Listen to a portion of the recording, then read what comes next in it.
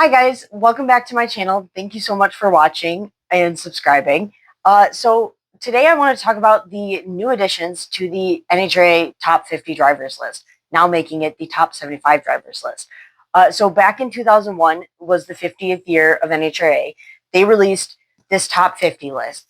I'll have it scrolling here so you can see it, but full of legends, okay, that I have grown up learning about and have so much respect for. And then this year, being the 75th year, they decided to add 25 more drivers to that list, which is so, so cool.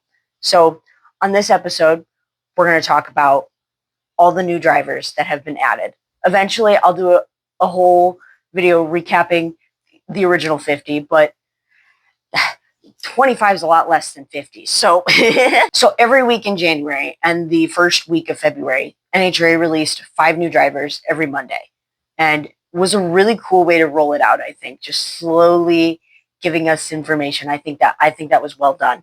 So the first 5 drivers they released on January 5th, and it was Tony Schumacher, Robert Hight, Eric Enders, Andrew Hines, and Peter Biondo.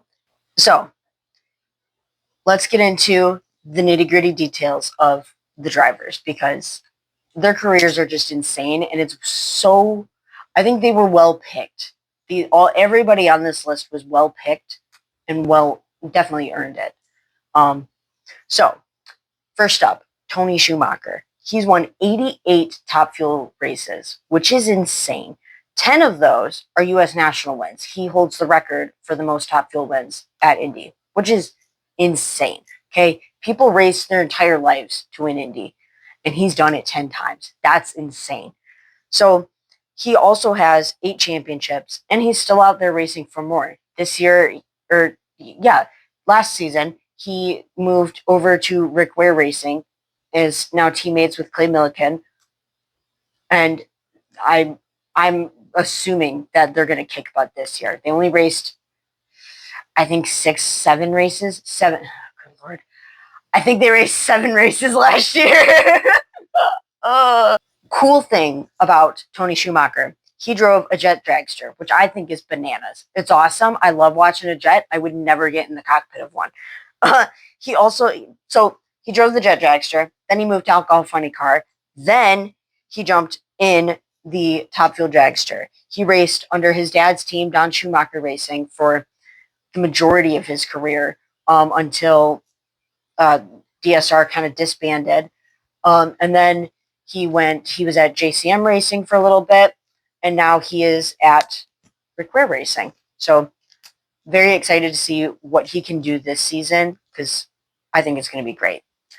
So next up, Robert Hight. He went through his whole career in John Force Racing. He was John Force's son-in-law for a while there, so kind of makes sense. He came up through that ranks. He drove a funny car for them. He had 3 championships and 65 wins, which is crazy. In 2024, he stepped out of the seat and Austin Prock filled his seat. And then at the end of that season, he announced that he was retiring from being JFR CEO JFR president, I'm sorry. And also that he was retiring from driving. So cool stuff for him. Also, I've got this all written out because as like 5 or 6 pages, because I can't remember things. So Peter Biondo is a majorly accomplished sportsman racer. Okay, now granted, I hadn't heard of him before that, but I don't follow along sportsmen super closely. But he has earned 7 championships and 52 national event wins, with a countless amount of divisional races wins. So he's raced in super stock, 2 incredibly competitive classes. Like, we look at Top Fuel and Funny Car and we think that, oh my gosh, these or a pro stock and pro stock bike, and we think, oh, these classes are so competitive, they're so tight. And alcohol dragster and alcohol funny car, same thing. The sportsman categories are just on another level of how difficult it is to advance to the next round, even. Like, oh boy. So absolutely crazy for him to get that many wins and that many championships in his career. He also, in the NHRA article, he said he hasn't been racing for a couple of years. He decided to start a family. And so he hinted at the fact that he might be coming back out, which would be awesome. Next up on the list, Erica Enders, my favorite. Okay. Little side tangent. I don't believe anybody who says that they don't have a favorite. Okay. You must have a favorite. You might have multiple favorites, but you have at least a couple of people who are like, oh yeah, that's my favorite driver. Anyways, I digress. Erica Enders is a certified badass. Okay.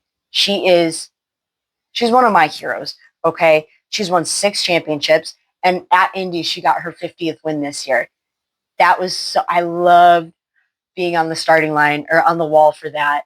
It was so cool getting to watch her get that win and watching all her team just erupt on the starting line. Oh, it was awesome.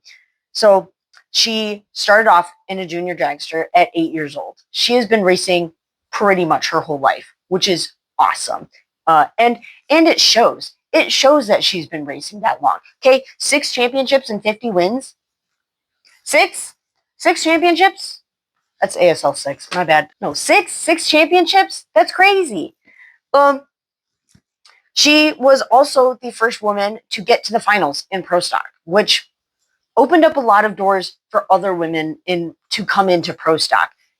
We have already had, Shirley Muldowney is the hero of women in the Nitro ranks, but then Erica Enders is the hero of women in the pro stock ranks.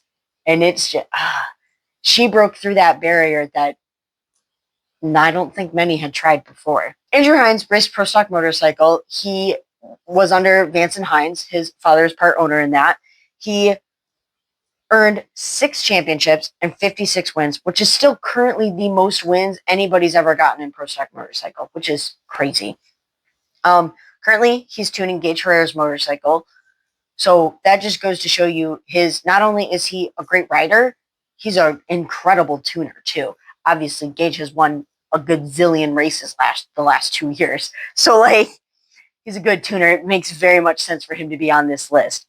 So in the next wave, the second wave of drivers that were released, Antron Brown, Ron Capps, Greg Anderson, Matt Smith, and Dan Fletcher.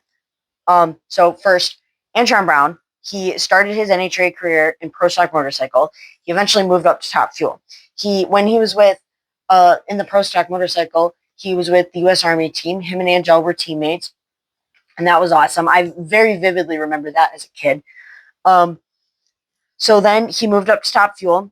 He's the first to win on both the bike and in Top Fuel. He has 81 wins total, 16 in pro stock motorcycle and 65 in Top Fuel. So glad I can read. He's got 4 championships too in Top Fuel, which is crazy. He currently he ran for the Army in the bike, and then at DSR in the dragster, and then now he currently owns his own team, which is awesome. So happy for him for that. So next, Ron Capps. He was also a DSR driver at some point in his career. But his career, he started out as a hired driver for the legend Don Prudhomme, which is crazy. Okay, how lucky do you have to be to get to be under Don Prudhomme's mentorship, a legend's mentorship? Fill in the blank of the name. To be under a legend's mentorship is incredibly lucky. And not even so much, Ron Capps in an interview a couple weeks ago said it was a little bit of luck, but obviously he had some skill too that Prudhomme saw in him. So a little bit of luck, a little bit of talent, a good mix of both. Who can really tell which one it technically was, but whatever. So he drove for Don Prudhomme, later drove for DSR. He's had the Napa funny car for not as long as I can remember. I do remember when he was in the Brute car, but he's had the Napa sponsorship for the longest time now. And now he also runs his own team, Ron Capps Motorsports, and he's bringing in Maddie Gordon to drive a Top Fuel dragster for their team. And that's definitely a full circle moment because he's mentoring the next generation to get stepped up into the nitro ranks. And that's exactly what was done for him. And I think that is so special for not only for Ron, but for Maddie and her whole family, and obviously for Ron's family. Very exciting stuff. So he earned, he earned 77 wins and 3 championships in the funny car, which is awesome. So, okay. So Greg Anderson is a 6-time Pro Stock champion with 112 wins, which is bananas, by the way. Okay, can we just jump down that road? 112 wins and 1,000 rounds won? That's insane. There are 2 members of the 1,000 round win club. It's John Force and Greg Anderson. Okay, any list that you're on that has John Force on it, I mean, come on now. That's just the coolest thing ever. So his NHRA career started in he was the legend Warren Johnson's crew chief. And then he moved into the driver's seat and currently holds the Pro Stock ET record at 6:44.3 set in Gainesville in 2025, which is insane. Another thing about Greg Anderson. So when Dallas Glenn started working for them, Dallas was just the driver of the trucks. He drove the trucks. He would help work on the car. That was it. And then Greg Anderson gave him a chance to get in the seat. And so it's again the same history of somebody gave him a chance, and now somebody gave Greg a chance, and now he's a champion. And then Greg gave Dallas a chance, and now Dallas is a champion. And I love it. Oh, I love it. So Matt Smith, he's another 6-time champion. He won 42 races so far in his career. He's still racing, so obviously there can be more. So he not only does he ride and tune his own bike, he tunes his wife Angie's bike and multiple other teammates, which is crazy that he can have that much going on in his brain during a race weekend and still win. Like I can barely multitask on my computer with me, one person, having to do things. That's bananas, having to tune other bikes and having to hear the rider's input and go, okay, well, if that felt like that, then this is what that means, and blah, blah, blah. Craziness, okay? I would love to get to sit down with him and hear how his brain works and how he can process all of that and still be in race mode and functioning throughout the weekend. Dan Fletcher is a 3-time sportsman champion with more than 100 national event wins across 6 different classes, which is bananas. He's also pulled off the rare double up at a couple of races, which is awesome to do and incredibly hard to do. As we talked about earlier, the sportsman classes are such tough competition. To not only be able to win in one class, but to win in another class on the same weekend is insane. That's what we call being dialed in, okay? So the next group was announced was Doug Coletta, Matt Hagan, Jason Line, Eddie Krawick, and Sean Bellemere. So first off, Doug Coletta, the nephew of the legend Connie Coletta, he's won 2 championships so far, and both have come in the last 5 years, which is awesome. Okay, Dougie's a hometown boy. Okay, Coletta Motorsports is half an hour away from me. I've grown up being half an hour away from there. It's always been the team that my dad and I root for. When he first started racing in 1998, he was awarded the Rookie of the Year award. And then now he has 59 wins and then the 2 championships, which is just awesome. Matt Hagan has so far earned 4 championships and 55 Wallies in a nitro funny car. He started his career in Don Schumacher Racing in 2009, and in 2011 was the first funny car to break under 3 seconds, which is crazy. Okay. After DSR disbanded, he moved over to him and Leah Pruitt went to and created Tony Stewart Racing, and he's been doing very good over there. Let's see. Jason Line started his NHRA career in the sportsman ranks, earning a stock eliminator championship. Then in 2003, he joined KB Racing to run Pro Stock, And in 2004, he was named the Rookie of the Year. He's won 3 championships and 51 races. And then outside of the NHRA, he set a Bonneville speed record, which I don't know too much about the Bonneville salt flat races. They look really cool. But setting a record there always sounds like it's very hard to do. So that's a cool accomplishment. Eddie Krawick rode pro stock motorcycle. He won 49 races, and 3 of those being Indy wins and 4 championships. He started racing in 2007 with Vance and Hines, and in 2022 he retired from riding and became a crew chief. He currently tunes for Richard Gadsden's bike, which again also attests the same thing with Andrew. You're a great rider, and then you're also a great tuner, which is a killer combo. Okay, because not only then do you know what it feels like to drive or to ride in this case, you then know how to take what your butt feels and put it in the computer and do all the things that you need to do to make the bike go good. That was a crazy sentence. Sean Bellemere, he is an alcohol funny car driver. He has been going crazy. Okay, he's only been racing for 10 years. He drives Tony Bartone's alcohol funny car. He has earned 48 national events, and which makes him number 3 in the class all time. And he's got 5 championships. He just won one this year. Craziness. Okay, this man is on a rip. Okay, who will stop him is the question. So then the next group, we're on group 4. Sean Langdon, Gary Selzy, Jed Coughlin Jr., Angel Sempe, and Jeff Taylor were the next additions. First up, Sean Langdon. He's been described as a sportsman racer who drives Top Fuel. And that feels like a very accurate statement. I mean, just like last week I saw on Instagram, he was over in the Middle East somewhere racing over in their drag racing league over there. And like in a sportsman car. And Antron Brown has talked about in the past how Sean Langdon has helped Antron's son in the sportsman ranks, help him like learn how to drive and all that jazz. He's a driver. Okay, there's racers and there's drivers. He's a driver. Okay, he has won 2 championships in Superstock and 1 in Top Fuel. He has so far collected 30 Wallies and is on the prestigious list of 19 drivers to win in both Nitro classes. So, which is awesome. Awesome. He currently drives for the Coletta team and has for a very long time.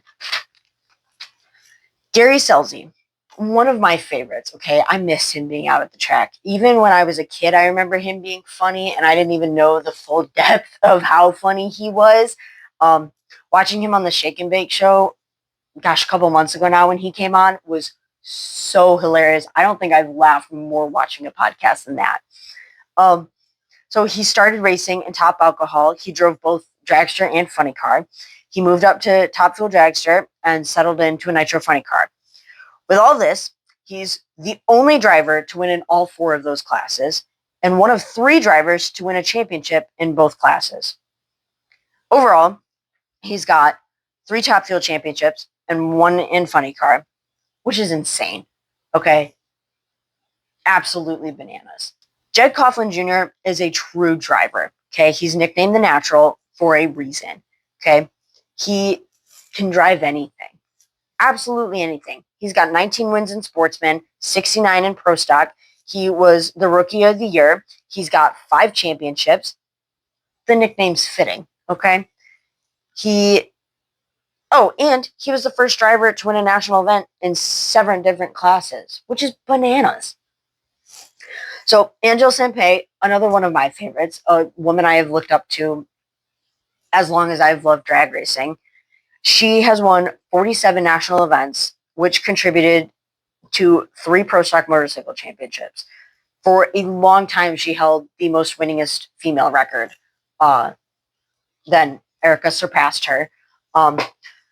So she started off in Pro Stock motorcycle. She raced there for many years. In recent years, she's moved to Top Alcohol Dragster under Antron Brown's team and mentorship.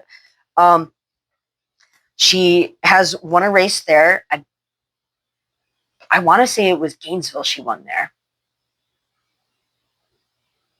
That's wrong. I'm cutting that out.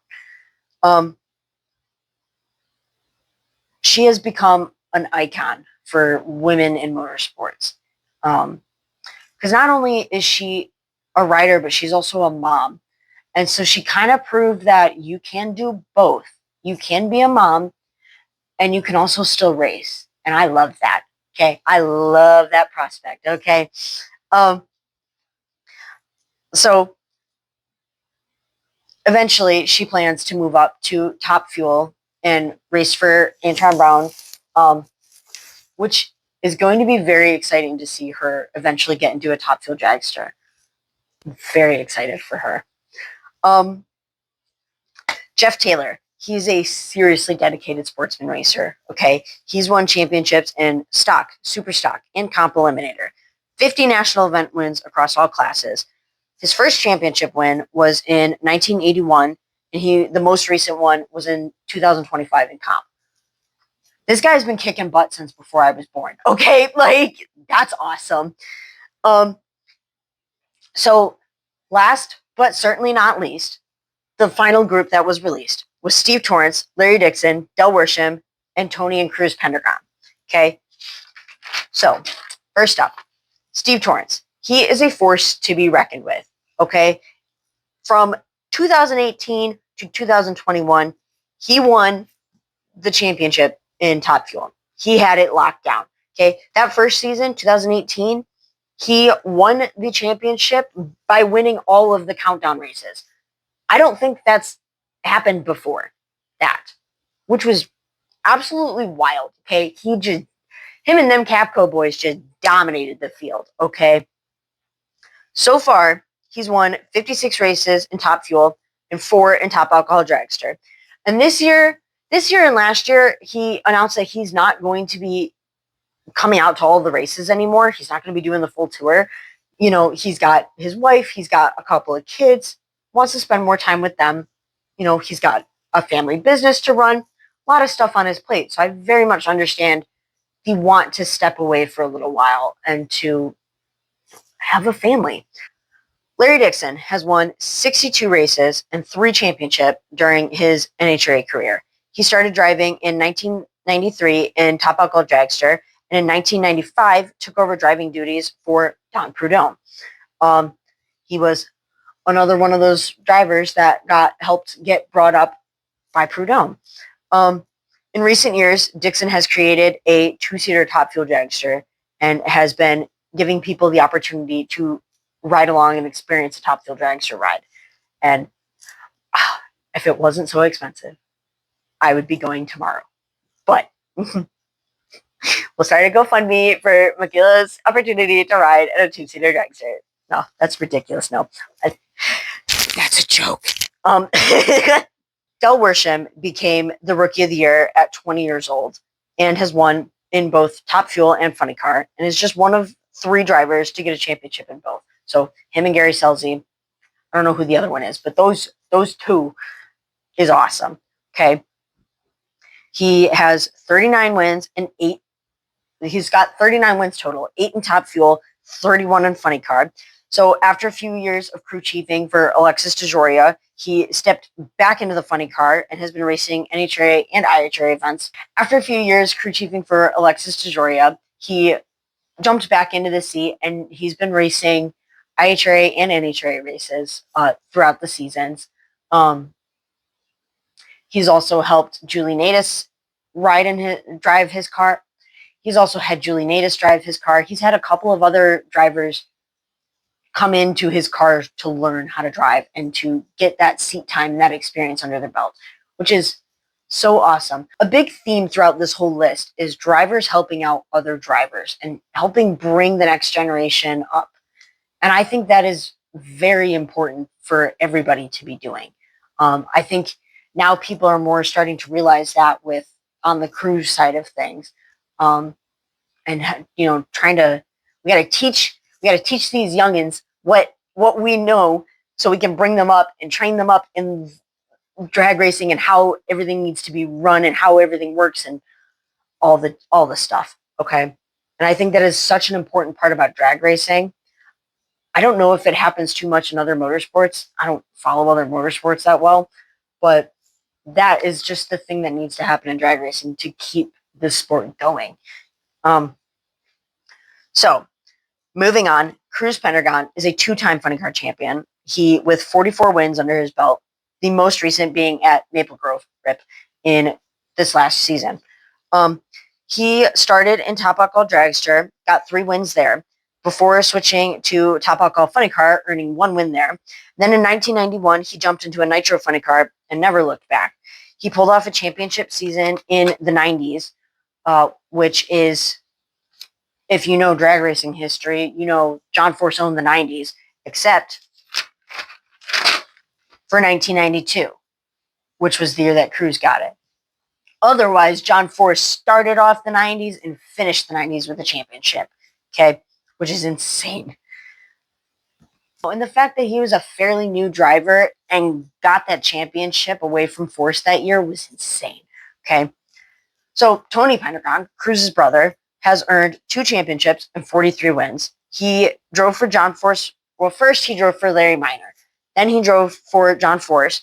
Then he owned and raced for his own team. And now he is an NHRA on Fox announcer. Since starting his driving career, he started his driving career in Top Fuel in 1992 before moving to Funny Car in 1995. He was the very first winner of the Road to the Future Award, which is awesome. And there we have it, the top 25 drivers added to make the NHRA top 75 drivers list. Very, very cool. I think all of these people were well-deserved. I saw a stat, I think NHRA put it out, but the stat was like, all of the new additions on the list have an average of 4 championships, which is crazy. Crazy. So very happy that NHRA decided to add to this list. And I'm happy with all of the results on here. Let me know what you think. If you think there should have been somebody else added, if you completely disagree with somebody who's on this list, let me know. I want to hear it. But yeah, thanks for liking, watching, subscribing. I hope you all have a very great day.